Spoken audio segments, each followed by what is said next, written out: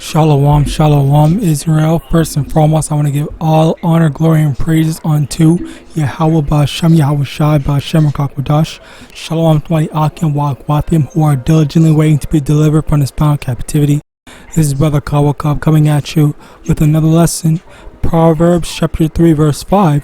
Trust in the Lord with all thine heart, and lean not unto thine own understanding. So today's lesson is going to be a bit of a reading on some instances that had happened in the book of Jeremiah that it kind of just really made me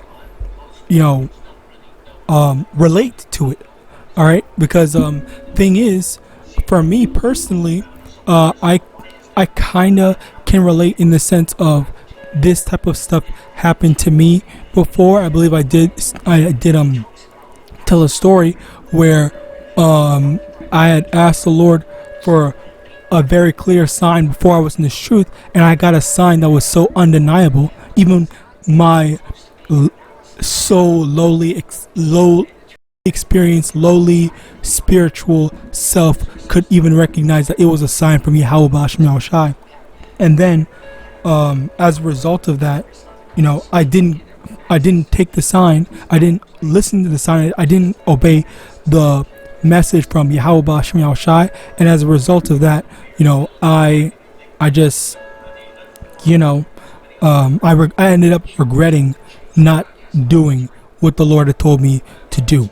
All right. So as a result of that, this definitely hits close to home. But I'm also going to, kind of like bring out the thing, because the thing is, all this was written for our learning. Let me see if something. Hold on.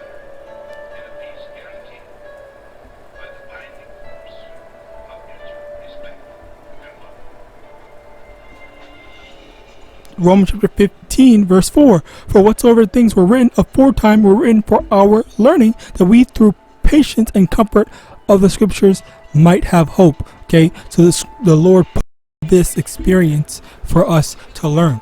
All right, and if I had known that prior, I would definitely take the messages of the Lord a lot more seriously. But that's the thing, like when back then I didn't have faith. Okay, I just thought logically, let me just take this route. I think this is the safest route. This is the best route. This is the whatever route. Like blah blah. But the thing is that it's not supposed to be off of logic. It's not supposed to be off of what we think to be is good or the best way. Okay, because as scripture says in Proverbs 3 verse 5, what we just read, lean not unto thine own understanding. So we can't say that we know better, especially after we're asking the Lord, what should we do, and then you just don't listen to him.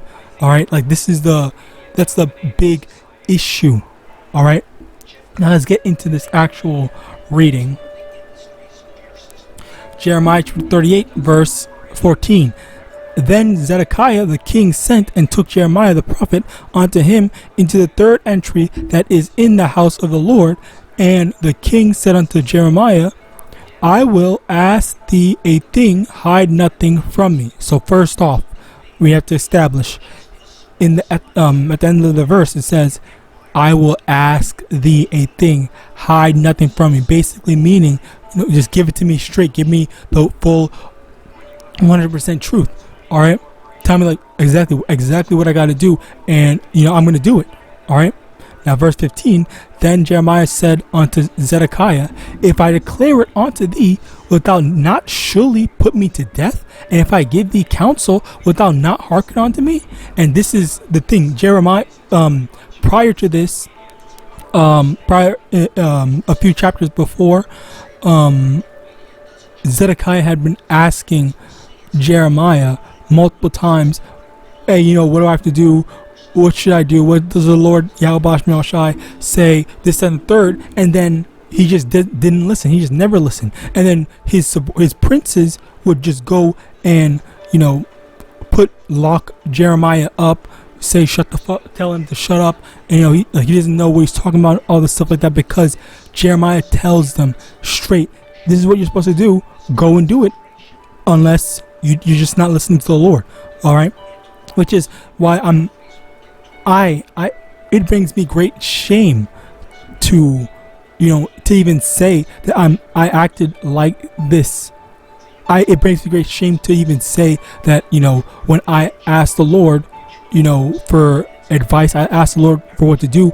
I didn't want to do it because I thought, oh, logically it doesn't make sense. Like logically this, like, no, like that's the foolishness of us going against the Lord. All right, how you can't ask for advice and then the Lord gives you the advice and then you don't listen. You might be able to pull that off with brothers, sisters, mother, father, friends, family, whatever, but not with the Lord YAHAWASHI. Right? Verse 16.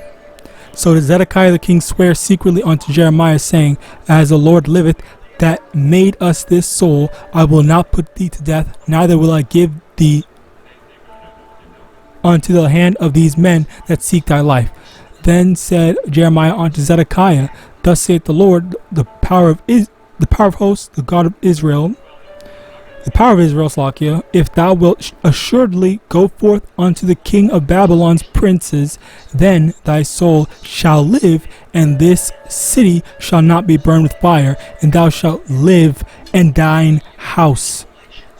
But if thou wilt not go forth to the king of Babylon's princes, then shall the city be given into the hand of the Chaldeans, and they shall burn it with fire, and thou shalt not escape out of their hand. And Zedekiah the king said unto Jeremiah, I'm afraid of the Jews, that they are fallen to the Chaldeans, lest they deliver me into their hand, and they mock me. But Jeremiah said, They shall not mock. Verse 20. But Jeremiah said, They shall not deliver thee. Obey, I beseech thee, the voice of the Lord, which I speak unto thee. So it shall be well unto thee, and thy soul shall live. Slakim. Verse 21. But if thou refuse to go forth, this is the word that the Lord hath shown me. And behold, all the women that are left in the king of Judah's house shall be brought forth to the king of Babylon's princes, and those women shall say, Thy friends have set thee on, and have prevailed against thee. Thy feet are sunk in the mire, and they are turned away back. So they shall bring out all thy wives and the children to the Chaldeans, and thou shalt not escape out of their hand, but shall be taken by the hand of the king of Babylon, and thou shalt cause this city to be burned with fire. So here is the thing. Zedekiah asked for advice. He got the advice. Jeremiah told him what was going to happen should he not listen. All right. He told him, you're going to be good. The Lord's going to take care of you. You're going to be successful. Okay. But Zedekiah was like, oh no, I'm afraid that we're going to lose the war. We're going to lose this. Everything's just going to not work out for us. Maybe I should try kissing the king of Babylon's ass instead. Like, this is the type of crap that was going on back then. All right, they weren't listening. They didn't believe in the power of YAHAWAH. All right, the same power that delivered us out of Egypt, the same power that helped us to subjugate other nations that were greater than us. All right, but yet Zedekiah couldn't think, oh, maybe the Lord's going to be with us and help us, give us victory. Especially that I'm asking one of his prophets. All right. And this is just the start. Because there's going to be a lot more going into this. All right. Let's get this. This is in chapter 39. We're going to be reading chapter 39 from the top. In the 9th year of Zedekiah, king of Judah, in the 10th month came Nebuchadnezzar, king of Babylon, and all his army against Jerusalem, and they besieged it. So also, I just want to point out, definitely go read this. I believe it starts in verse 34 or something like that. Verse 2, and in the 11th year of Zedekiah, in the 4th month, the 9th day of the month, the city was broken up. And all the princes of the king of Babylon came in and sat in the middle gate, even Nergal-Sharezer, Samgar-Nego, Sar-Sechem, Rabsaris, Nergal-Sharezer, Rabmeg, with all the residue of the princes of the king of Babylon. And it came to pass that when Zedekiah the king of Judah saw them and all the men of war, then they fled and went forth out of the city by night, by the way of the king's garden, by the gate betwixt the two walls, and he went out the way of the plain. But the Chaldeans' army pursued after them and overtook Zedekiah in the plains of Jericho. And when they had taken him, they brought him up to Nebuchadnezzar, the king of Babylon, to Riblah, in the land of Hamath, where he gave judgment upon him. Then the king of Babylon slew the sons of Zedekiah in Riblah before his eyes. Also the king of Babylon slew all the nobles of Judah. Moreover, he put out Zedekiah's eyes and bound him with chains to carry him to Babylon. And the Chaldeans burned the king's house and the houses of the people with fire, and break down the walls of Jerusalem. So basically, as a result of Zedekiah's disobedience, not listening, they got overtaken. All right. Really, truthfully, his only option was to listen to Jeremiah. All right, but because he didn't, this is the judgment. Okay, I don't know what he thought was gonna happen, but anyway, Jeremiah chapter 43, verse 2. All right, then spake Azariah, the son of Hoshaiah, and Johanan, the son of Kariah, and all the proud men all the proud men sang unto Jeremiah, Thou speakest falsely. The Most High Yahawah, our power, hath not sent thee to say, Go not into Egypt to sojourn there. So this is the next instance in chapter 43, where after, I believe it was Ishmael, an Israelite named Ishmael, had been fighting against the governor of Babylon that was set up by Nebuchadnezzar. All right, so after that, they were saying they got some the remnants of the Israelites, remnants of Judah more specifically, together to think, okay, so yeah, what are we gonna do now? Jeremiah, they had Jeremiah was good.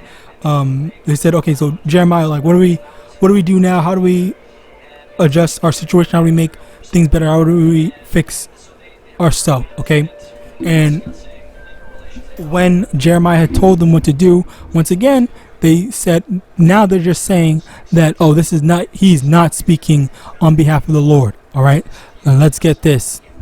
Sirach chapter 32 verse 37, Sirach chapter 32 verse 17, a sinful man will not be reproved, but findeth an excuse according to his will. Okay, so the thing is, along with Zedekiah and these wicked Israelites, they will find an excuse to not listen to the Lord. They will find an excuse to think that, okay, well, oh no, this is not from the Lord. All right, even though we know Jeremiah to be a prophet, and we asked him,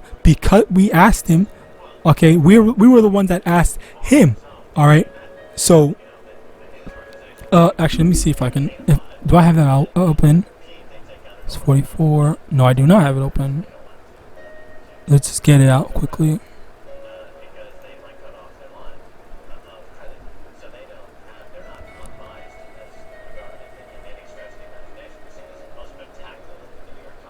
Bear with me. See in verse 42.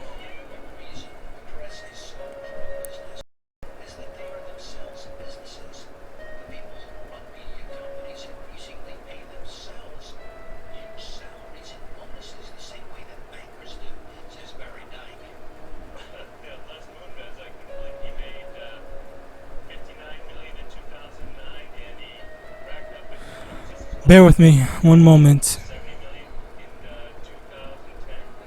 Okay, Jeremiah 42 from the top. Then all the captains of the forces and Johanan, the son of Kareah, and Jezaniah, the son of Hoshaiah, and all the people from the least even unto the greatest came near and said unto Jeremiah the prophet, Let we beseech thee, our supplication be accepted before thee, and pray for us unto the Lord thy power, even for all this remnant, for we are left but a few of many, as thine eyes do behold us, that the Lord thy power may show us the way wherein we may walk, and the thing that we may do. Verse 4, Then Jeremiah the prophet said unto them, I have heard you. Behold, I will pray unto the Lord your power according to your words, and it shall come to pass that whatsoever thing the Lord shall answer you, I will declare unto you. I will keep nothing back from you. All right. So they asked Jeremiah, hey, can you please pray the Lord, tell us what we have to do in this situation and whatnot. And lo and behold, as we read, it got to the point where they said, okay, well, because they didn't like what Jeremiah said, then they said, well, no, this is not from YAHAWAH. All right, where is it? I just had it. I think I changed this tab. Never mind then. Slovakia. Anyway, so yeah, basically, a sinful man will not be reproved. They don't want to be corrected, and they will find an excuse to do what they want to do. All right, they don't care about what's the best thing to do. They won't do what they want to do, and then doing what they want to do, leads to death. All right. Jeremiah chapter 44 verse 16. As for the word that thou hast spoken unto us in the name of the Lord, we will not hearken unto thee. Okay, once again, this is after. It's not there. There wasn't just one. Okay, there was multiple instances where these same group of people had asked, just as Zedekiah had asked Jeremiah multiple times. Okay, just because I didn't show it, that's why you have to go check out the thing yourself. Check out the entirety of the chapters yourself. Good. It was a good read, honestly. I definitely related to the frustration, but yeah, definitely a good read. Definitely check it out. Also a faith booster, because it is a faith booster to me, because I know that me personally, when I've gotten to the point where I'm actually able to see when the Lord's guiding me, telling me what to do, and then for me to go against my logic, go against my own understanding to follow YAHAWASHI, that's where there's actual profit. All right, as we read, don't lean not onto your own understanding. Okay, so yeah, the fact that they constantly disobey, they constantly don't want to listen, that's going to be their destruction, as well as the 2/3 destruction in today's day and age. Now Jeremiah 44 verse 25. Thus saith the Lord of hosts, power of Israel, saying, Ye and your wives have both spoken, Slakia. Verse 25. Thus saith the power of hosts, the Lord of hosts, power of Israel, saying, Ye and your wives have both spoken with your mouths and fulfilled with your hands, saying, We will surely perform our vows that we have vowed, to burn incense to the Queen of Heaven, and to pour out drink offering unto her.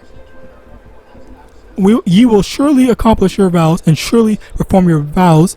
Therefore hear ye the word of the Lord, all Judah that dwell in the land of Egypt. Behold, I have sworn by my great name, saith the Lord, that my name shall no more be named in the mouth of any man of Judah in all the land of Egypt, saying, The Lord power Yahweh liveth.